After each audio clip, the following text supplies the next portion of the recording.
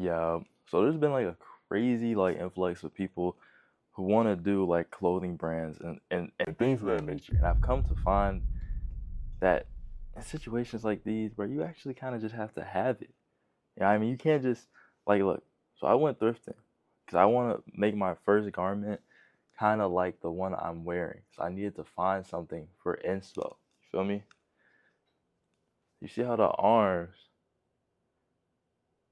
are like past the hands. That's what I want. I want it even wider than this, but I want it cropped, right? So that's like what I've been working with essentially. Like you see, I want to like do like a plaid design.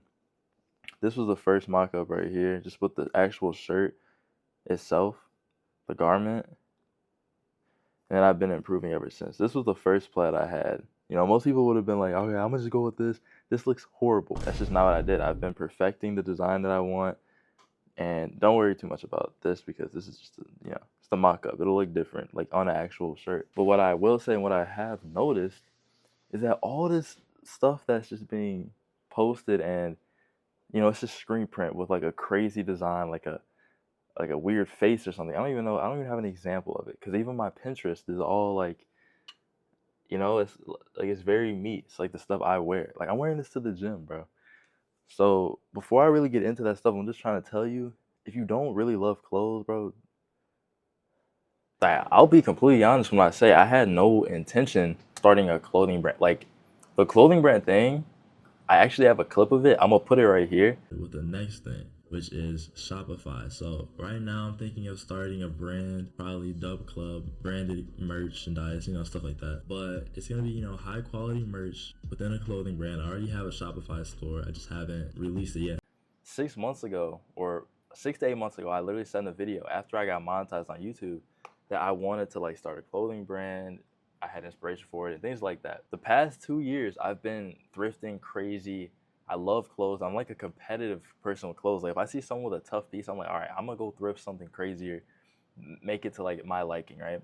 So I completely ignored that. I got really invested into like just making money online as fast as I could. And I mean, I was making a little bit of money online, but months and months go by, and even though I'm finding something that's making me money, it wasn't like fulfilling at all. Like a lot of people say like making money isn't the thing that's gonna fulfill you, but I wasn't making enough money to be like, yeah, I'm good. Like, it wasn't like that. It was me doing something that I never initially did because I loved it. It's just because I so badly did not want to work a job. And that's just the mindset that I was in at that time. So I'm in a school community right now, and a lot of people in there like they're like, you need a couple $1,000s to start, and I agree with that, but not to start. You need a couple $1,000s to like obviously keep building your brand, but you can start by paying $15 if you have a computer or iPad. Pay $15 for Photoshop. Pay $10 for Procreate and get it like on an iPad or something, and just start designing. And then, I mean, you just have to get a job. Like I've applied to multiple jobs.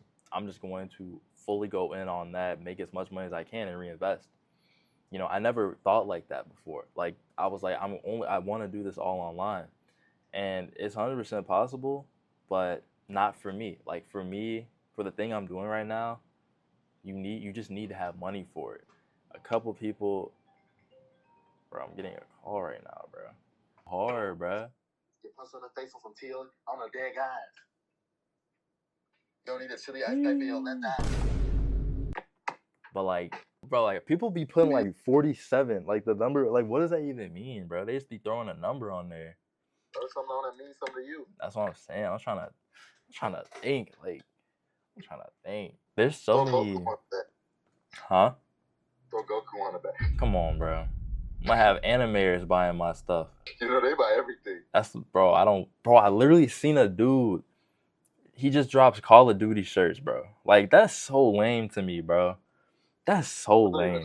What is a Call of Duty it just has it's like you're in a lobby. He takes a screenshot of the lobby he's in and prints it and puts on a shirt, and it sells crazy because these gamer gun guys, gamer gun gurus, just love that, bro. Like, please go outside, bro. Get back on my anime branding. No, bro, we not rocking with none of that anime stuff, bro. I would make some of the hardest anime, but then it's all copyrighted in theory. So what's the next thing? We're still in the process of figuring out the back design for my shirt. Something that I just learned from just doing more research, watching more videos, is that you don't need to recreate the wheel. It's the same thing with like YouTube content and social media in general. But if you take like Louis Vuitton, for example, like their new jeans that have the LV logo on it, like people are making their own brand and just copying that same George design and implementing something slightly different with their own unique spin, but it's still selling out very well because it's very in. You know, not everyone cares about the super expensive brand, but they still want to have clothing that kind of represents that same type of style. Now, since I'm still obviously trying to perfect my design and exactly what I want on the front and the back material, the GSM of my clothing, while I was doing some thrifting, I was finding pieces that I know would kind of look how I want the actual design to look. I wanted to get like an IRL design replica. So I'll pop up a picture right here of one of them that I got recently, and then another one,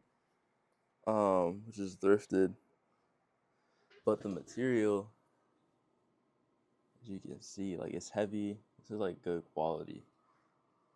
So, I mean, I'm thinking a little bit of a different material, but definitely gonna be cotton, but something like that for the actual design itself, because I'm not doing cheap designs. Like, I'm fine with taking however long I need to get it to be exactly how I want.